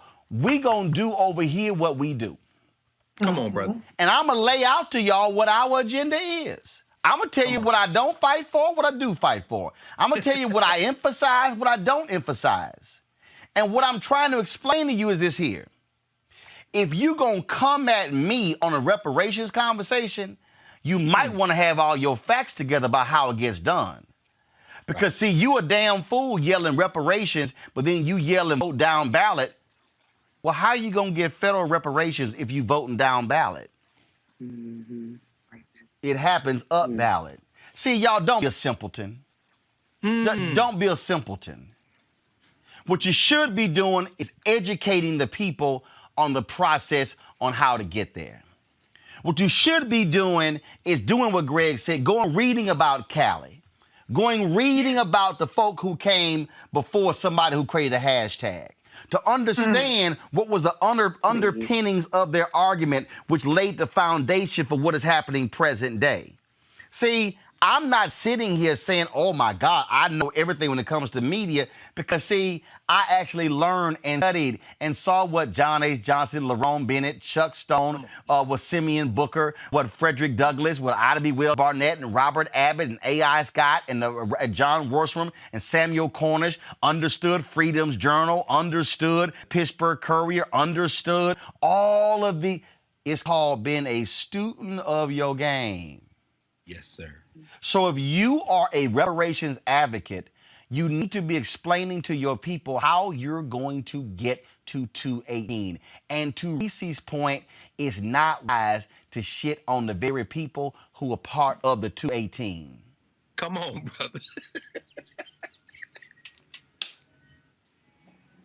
Because if you the kind of person who's about to get evicted and you need me to give $1,000, it's probably not wise to cuss me out. Right. If I'm holding 1,000, that's gonna keep you from getting evicted, because I can always keep my 1,000. That's right. Folks, y'all better understand strategy and how it gets done. Folks, that is it for us. We have some other stuff we're going to cover. We're going to leave it right there. I want to do this. If y'all want to support what we do here at Martin Unfiltered, a black-owned media company, it's the purpose of this show. Dr. Maya Angelou told me this, and I told her, I said, no, I'm not. She says, no. She said, Roland, you're a teacher. And I said, no. I said, my brother's a teacher. She said, no. She said, I watch you. She says, you're a teacher. Folks, we use this to teach. We use this to empower you. We use this to fortify you. We use this platform not to drive somebody else's agenda. We use this platform where we set our own agenda and allow people to be able to go forth when it comes to the issues they care about. And so that's why we support what we do. And let me be real clear. Y'all not going to agree with us on everything. Y'all not going to agree with Reese and Greg and Erica on everything they bring up. And ain't nothing wrong with that. No. But what y'all not going to do is this here. Y'all ain't going to shut us up. At all. So y'all can do all of the loud and wrong YouTube videos y'all want to, and y'all can try to share them on Twitter, Instagram, and Facebook, and whatever you want to. But let me explain to you what's gonna happen. We gonna hit you with facts, and then we gonna back it up, and then we gonna smack your ass in the face with them facts twice. Then we gonna embarrass you when you try to come at us, and we gonna clap back with facts, and then make you look stupid in front of your own people. Period. That's why we do what we do. Because the problem is there are too many of our people who are walking around wholly ignorant, where you are operating on solely emotion in response to issues. If you are out there, for all y'all who was hyped about Byron Allen and his Comcast lawsuit, that was fine. What you should be now saying is, how many black jobs? How many black contracts? What are we building? What's the black collective? That's right. If the NAACP and the Urban League want black support for something, that's good. Our response then is, what are you doing in return for us? That's all I'm saying. So this show, y'all, is about power. That's right. This is about black power. This is about black information. This is about getting an understanding of where we need to go. As King said, where do we go from here? Chaos or community? We are trying to build a community that can remove us from chaos. So when you give, you are building a community that allows for us to be able to transform and change minds. You want to support us via Cash App, $RM Unfiltered, PayPal.me/RMartinUnfiltered.com, Venmo.com/RMO, Roland at Roland.com. Of course, a money order to Vision Media Inc., 16 20th Street Northwest, Suite 400, C 2006. To add the ad to the graphic, I would appreciate that. Let's see here. Your program continues to give the black community much needed information that empowers us to navigate in this environment. Even today, if you don't have essential information, you have no power. Barbara Ford, Aggie Pride. Barbara, I appreciate that, as well as your donation to our Bring the Funk fan club. Hi, Mr. Martin. I'm Miss Laura Fail. I love watching you on YouTube every day, and you talk about things that matter in the black community. I want to join the Bring the Funk fan club. Here's $80, $50 for this year, $30 for last year. Come on now. See, that's what I'm talking about. I sent you $20 at the end of December 2020. P.S. Keep up the good work. Do not stop. Thank you, Laura Fennell. Dana Dewerson, I'm wishing you continued success. P.S. I watch your YouTube videos. I'm not a subscriber. I love the video. Too many black people's lives are being dictated by white validation. Dana, she don't subscribe, but she sent a $100 check. So, Dana, I appreciate that. Let's see, Eugene Harmon, he wrote, y'all. Eugene, I got to help you out, Eugene. Uh-oh. Eugene said, hello there. I will get directly to the point, and is this the correct address to make a donation to the Mr. Martin YouTube program? And do you accept checks? Eugene sent me a letter and put his email. Eugene, you could have emailed me. It's the right place, Eugene. It got there. So, Eugene, unfortunately, Eugene, I literally cannot make out your email. I'm going to try to guess it, so I'm going to send an email. No, I can't. I'm going to send an email to it. But, Eugene, all you got to do is go to RolandSMartin.com, click contact. You can send an email to me direct, and I'll respond to your email. But I will respond to that. Y'all support us, give to us directly. And again, I appreciate y'all supporting us on YouTube. But any money you give to us on YouTube, we get 55%, they get 45%. So if you give us $50, we get 55 of your $50, they get 45. So give the money to us directly, we get the whole 50, and then allows us to do what we do, because we got some exciting things. I'm going to be in St. Louis next week doing a town hall for Tashara Jones, who's running for St. Louis mayor. I'm going to also be doing on-the-ground interviews with Kim Gardner, with also Wesley Bell, with the head of the St. Louis Area Urban League, also my man Tef Poe. And then we're doing some other stuff the following week. I'll let you know about that. That's why you support this here, because trust me, ain't no other show. You can do the Black Network, you can go to CNN, you can go to MSNBC, you can go all you want to. Ain't no other show blacker than this one that's giving you, that's bringing the funk, giving you what we do with the panels that we do and the guests that we do. And that's why y'all got to support it. And so if you even attempt to question our blackness, I'm going to get the baby powder and smack your ass. Erica, Reese, and Greg, I appreciate it. Thanks so much. We'll see y'all tomorrow. Don't forget, so let me do this here. Ashley's filling in tomorrow. I got to go on a trip. My wife's birthday is the 13th. Normally we at NBA All-Star Game, so we'll be hanging out. So I'm going to see y'all on Monday. But we will have the Otis Williams interview. I interviewed the last original Temptation about Mary Wilson. Y'all, we're going to air that interview tomorrow. Also, a black woman who owns a COVID testing facility. One of the few black people in America. You're going to hear her interview as well. I told y'all, ain't nobody else doing what we doing. So forget them YouTube historians and follow the Real Black Show. The Real Black Media. In the words of Charlie Wilson, I'm old school and new school. Holla!